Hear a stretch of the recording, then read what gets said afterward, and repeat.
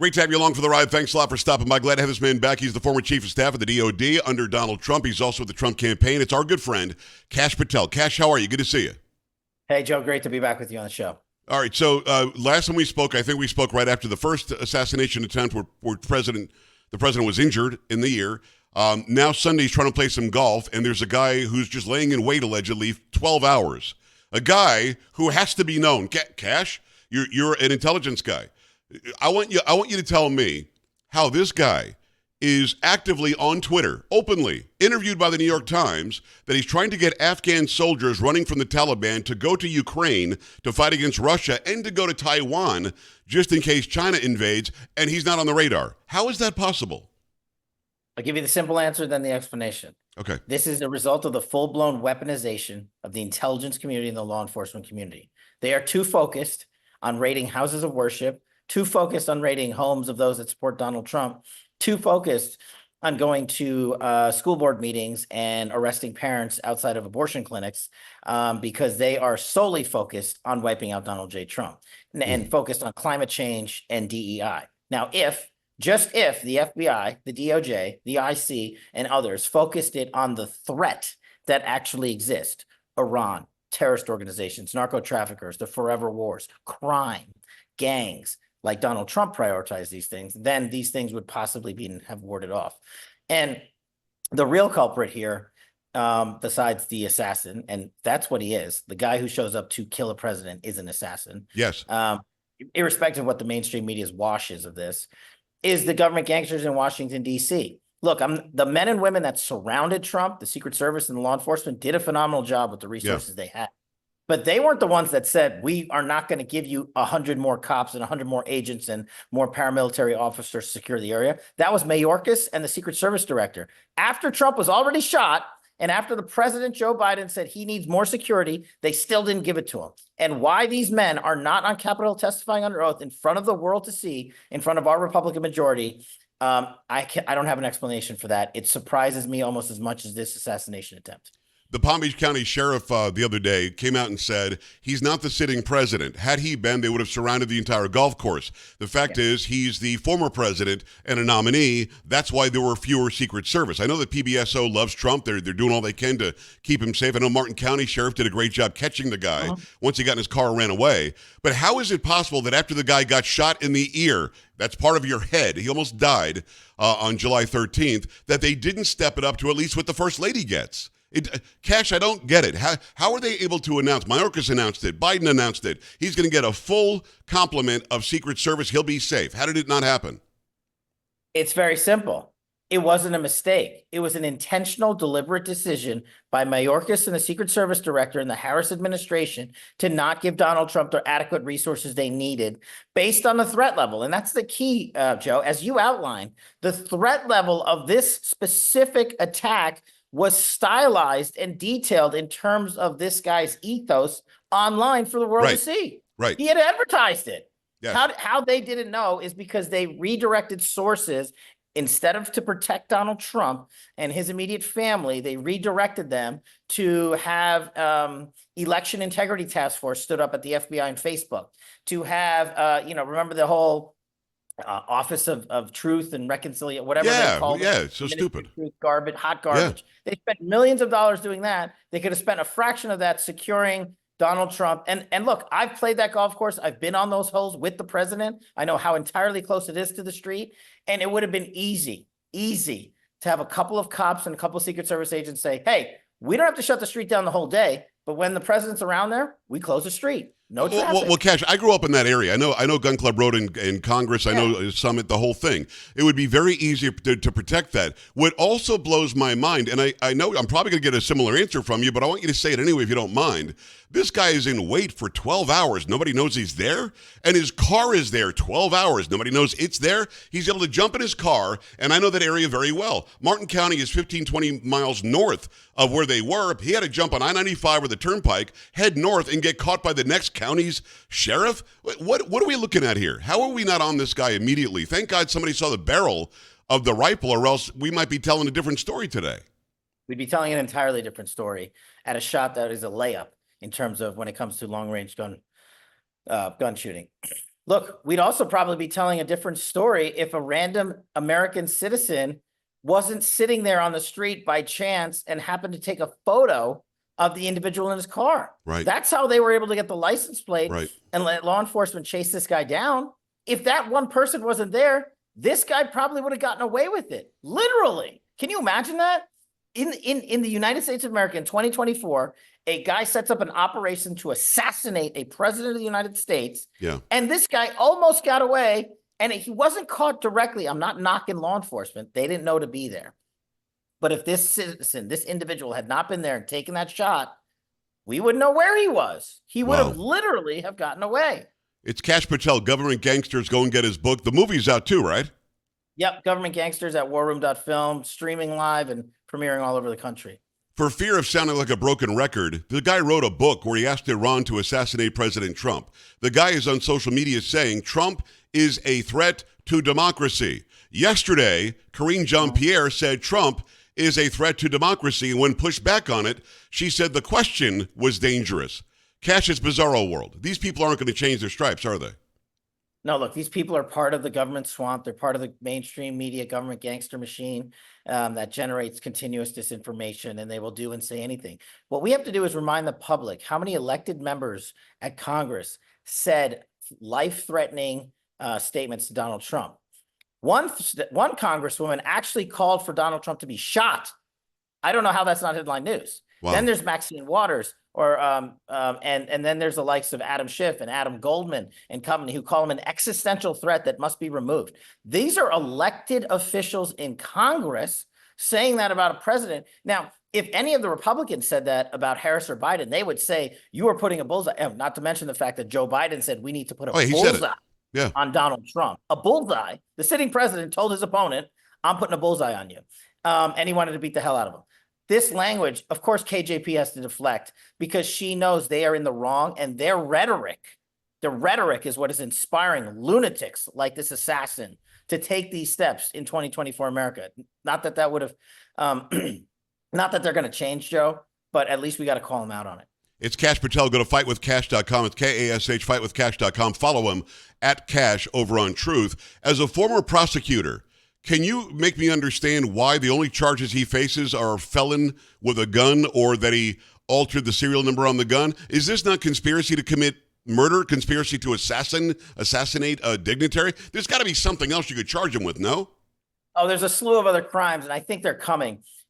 From my days in national security prosecutions, when we get a guy of this danger, of this magnitude, what we do is roll out the easy charges first and get him before a judge and hold him no bond and get the process started. I think the superseding indictments are coming. If they don't, then we can revisit this conversation. But yes, there's a literal series of statutes in the federal code when a president or former president tries to get assassinated, when there's a use of a weapon of mass destruction or use of a long-range rifle like this one, when you attempt murder, when you conspire with people to do murder. There's a whole host of crimes, interstate illicit arms dealing and things like that, not to mention the vehicle crimes. It goes on and on and on. And the state authorities, and I was glad to hear Governor Ron DeSantis say he's launching his own investigation.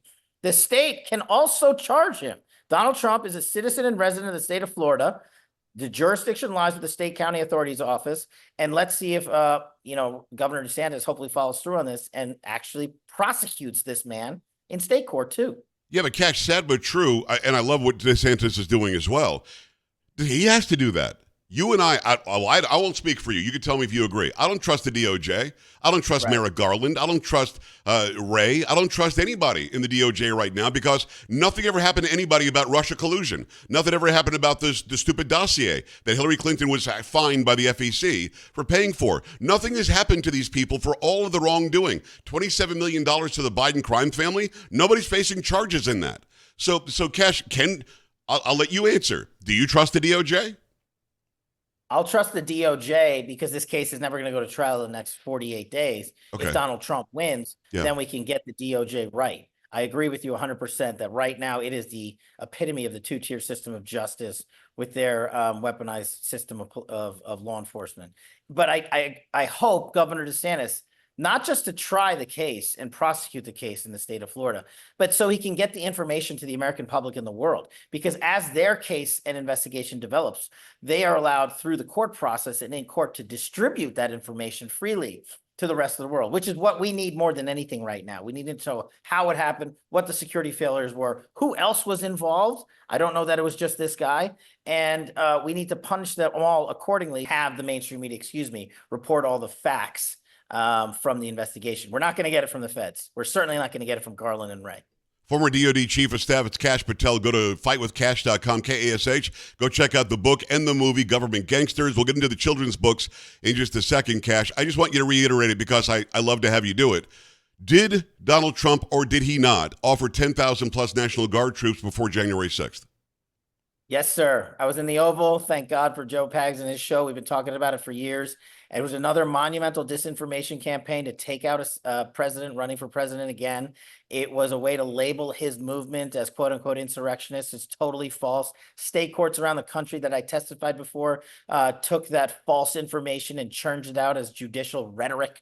And what do we see now? Just hit play. I know you know the video. Nancy Pelosi on January 6th herself recording a movie while supposedly the world was burning down, admitting that it was her fault. And yes, the law must have her as the head of the United States Congress and Capitol request the National Guard. She did not do so. When you were in front of the fake January 6th committee, did you tell them that there were 10,000 offered? Man. Because, Kash, the reason I ask is because whenever I show the video of you telling me this, people over on social media will say, he's a liar, he's lying. And my answer to them is, why is he not in prison? They sent Steve Bannon and Navarro, Peter Navarro, behind bars for nothing, for contempt of that stupid committee that shouldn't have even been there. Had you perjured yourself in front of them, Kash, you would have gone behind bars, no? Yeah, anybody who commits perjury should be behind bars. It's pretty simple. I was a former prosecutor. They proved that you're telling the truth. Right, and here's the thing. My transcript is out there. My transcript was the last one pushed out by the January 6th committee, even though I was the first one subpoenaed. Right. And they broke their own agreement where I had exhibits for them. The DOJ, DOD letters, the timelines from the Capitol Police, Bowser letter, Pelosi statements, all that. It's all in my book because they didn't want to put it out for the American public, so we did, which is why Biden took 10 months to approve my book. But here's a kicker, right? If you're like, oh, he's telling a lie, this guy's a lunatic. I was subpoenaed by Jack Smith's buffoon squad.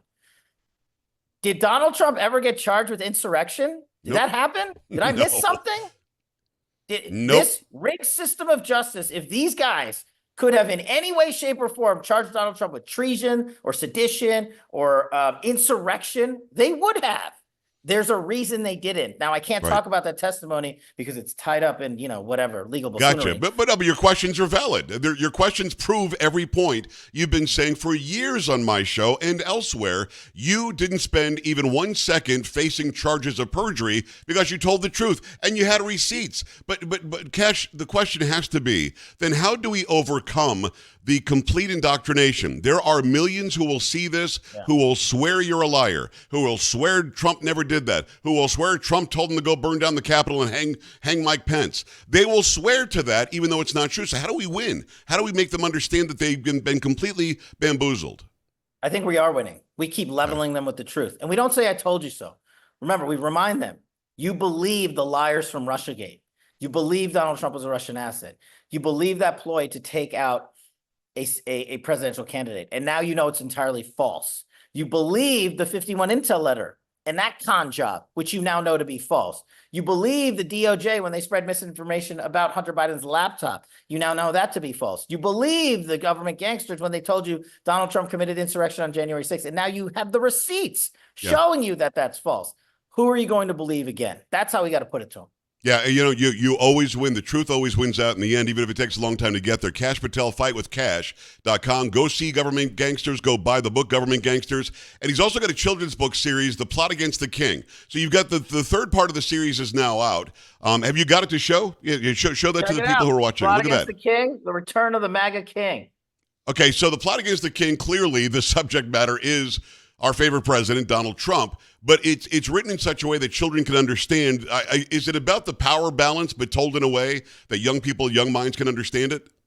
It really, that's, obviously we have fun with it because we want families to bring their kids into it. So the Yes. first book was Russiagate. The second book was about election integrity. And the third book, The Return of the King, is what Donald Trump's been through his entire career, political career, since running for re-election, including tragically one of the assassination attempts. But we talk about it in a way that makes it appropriate for children. We bring you funny characters like a Shifty Knight and Kamala. And also we show you how Wait a second. Donald, Wait. There's a character named Kamala.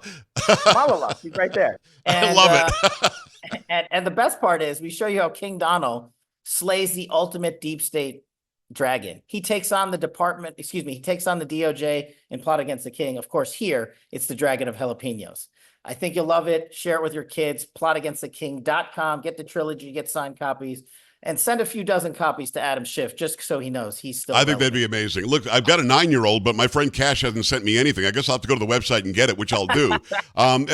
For me, this is so wise. It reminds me of what Rush did with Rush Revere and all that stuff, because young minds really are the ones that can take in the truth, process the truth, and then use it their entire lives. I remember what I learned at 3 years old. You probably do too, because it meant that much to us. And we now we have a value system, right versus wrong, and we get it. A lot of people these days don't get that early on. I'm glad that you've got something like this, and go and get it right now. What is the website again for the Plot Against the King? Plotagainsttheking.com, all 3 books. Go there right now. Before I let you go, the one main question I get asked by people who watch, listen, call in, I see in the street, at the gym, is how can I know that my vote is going to count in November? I want Trump. I think the majority wants Trump. I think that he's doing very well. The polls are lying. But having said that, I'm going to go and swamp the vote like Trump has asked me to do. How do I know my vote's going to count? What do you say to them? It's simple. Without you, we will lose. Without you going out into your communities and ensuring that if ballot harvesting's legal, go ballot harvest. If people need rides to the voting booth, go do that. If people need assistance dropping their ballots in the mail, go do that. Our team, our movement behind Donald Trump has to rise together. Every single vote is going to count because this thing is going to come down to the wire. And if you are just like mailing it in literally, figuratively, not literally, but saying, it's okay, someone else will do it, that's how we lose. You go to TrumpForce47.com, TrumpForce47.com. Everybody's always asking, Joe, how you get involved. That is how you get directly involved and become a Trump team captain and talk to folks like me around the community, around the country, doing trainings and showing you how to get involved. So if you want to do more than mail it in, TrumpForce47.com, and I'll see you there in person. I love it. Go and check out these books, theplotagainsttheking.com. TrumpForce47.com is the website? Yep. Yeah. Go there, fightwithcash.com. Go follow him over on Truth Social, at KASH, our good friend, former chief of staff of the DOD. It's Kash Patel. Kash, thanks a million for coming on. And from your mouth to God's ears, man, let's protect this guy and let's get a good result in November. Absolutely. Thanks so much, friend. All right, brother. Talk soon. We're back after this. Stay right here.